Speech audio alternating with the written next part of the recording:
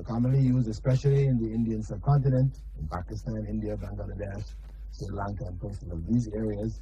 We find it is in common practice, though it is, you might think, well, oh, my parents have been doing it, my grandparents have been doing it, everybody's been doing it. Well, everybody who has been doing it are mistaken, because it is not from Rasulullah sallallahu alaihi wasallam. And if you go to the rest of the Muslim world, you'll not find people doing it.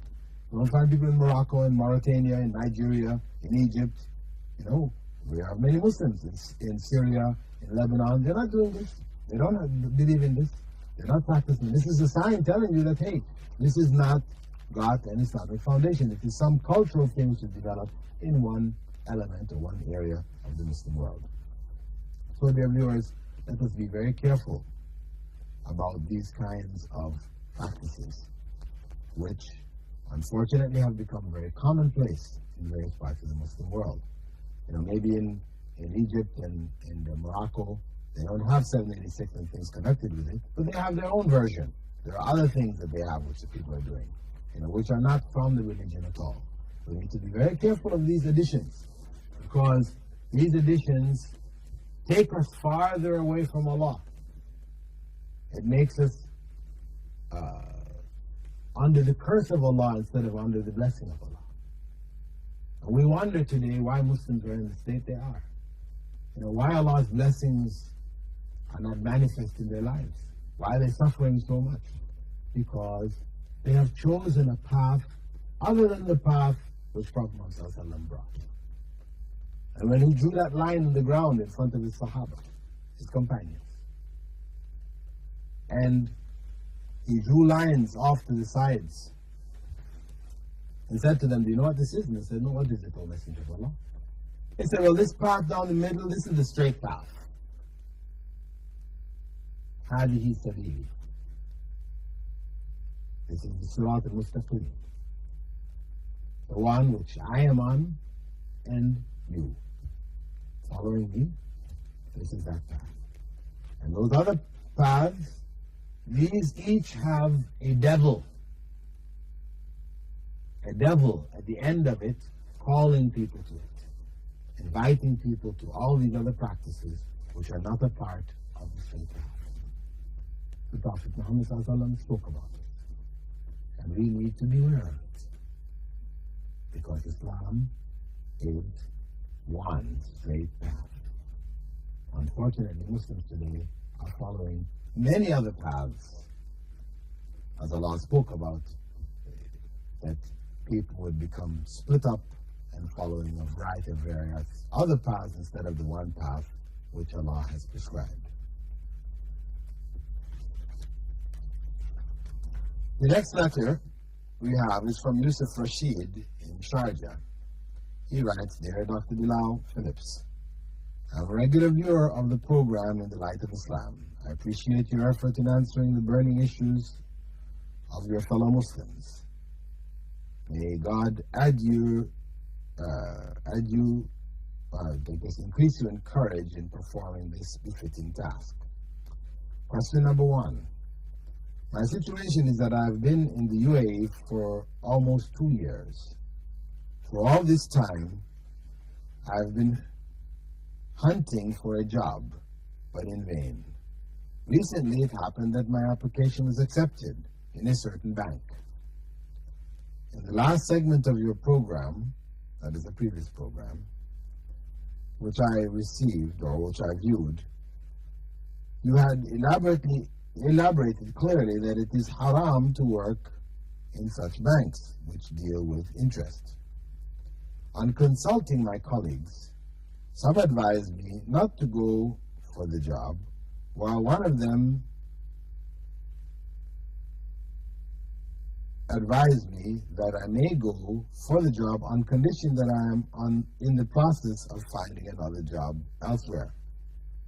Therefore, until now, I feel confused. Please, can you clarify my doubt as to whom I should rely on? Well, Brother Yusuf, this issue is quite clear. As you said, you already viewed a program which I pointed out that working in a bank is haram. without any ifs, ands, and buts. It is haram, forbidden in Islam, if that bank is an interest-based bank. If it is among the Islamic banks, the Abu Dhabi Islamic Bank, the Dubai Islamic Bank, or any other Bahrain Islamic Bank, there's a variety of Islamic banks, then it is permissible for a Muslim to work in them. But in those banks which are based on interest, where the whole operation is based on interest, such a bank, it is not permissible for a Muslim to work in it. Even if he is just the sweeper, the person sweeping the floor of the bank. One may ask, well, what is the connection? Why is it forbidden for that sweeper to work in it? We would ask, well, what if that sweeper were offered a job in a brewery where they brew alcohol, or in a house of prostitution? Is it okay for him just to sweep the floor? He's not involved in the prostitution. He's not involved in making the alcohol. All he does is sweep the floor. Is it okay? Is his earnings from that halal? No. I think everybody knows. It's very clear and very obvious. Everybody, yes, it's haram there. It's haram there. So why can't we see that it is also haram in the bank? Why? Because banking with interest has become so commonplace in the Muslim world today that people have lost an awareness of its evil. How great a sin it is. So much so that Prophet Muhammad ﷺ had said that interest has over 70 branches. The simplest of which is like a man, is equivalent to a man having sexual relations with his mother. This is how nasty, this is how evil it is. But unfortunately, as I said today, Muslims in general have lost this consciousness, this awareness. So banking has become so commonplace, it's hard to perceive of the wrongness of working in a bank. Though people will say, yes, we know interest is not halal, but what if we're just, the computer specialist? We just prepare the program for the bank, or we run the program, or we correct the program of the bank. We only work in the computing department. We're not signing checks of interest, we're not receiving them, etc., etc. But the point is that put yourself in a brewery or put yourself in a house of prostitution doing the same job. Just as it's not acceptable there, it is also not acceptable in the bank. Of course, from Western perspective, one may wonder, well, we can understand the house of prostitution. Well, the brewery, we drink alcohol, so, we would think it's okay anyway, but we understand it's forbidden for you all. But this interest, why? Well, because the Islamic economy is opposed to interest. Interest is a heartless system which takes advantage of the weakness of people and destroys their lives. All we have to do is look at the 3 million odd Americans who currently live in the streets of America, the richest country on the earth. And we go into their lives, what you find is that so many of them that are living in the streets have no home. They're homeless people.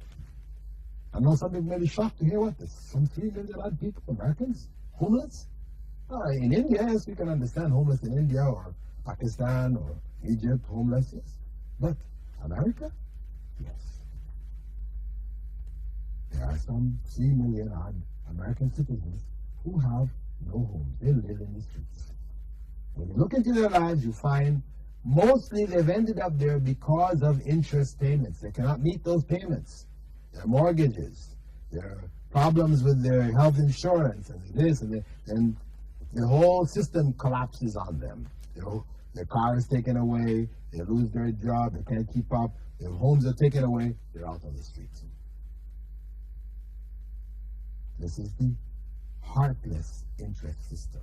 And Islam is opposed to it because Islam considers economics as a means of benefiting society, not as a means of benefiting few individuals within that society. With that, dear viewers, we'd like to thank you for being with us in this segment of our program, In the Light of Islam. And we hope to see you in the coming programs.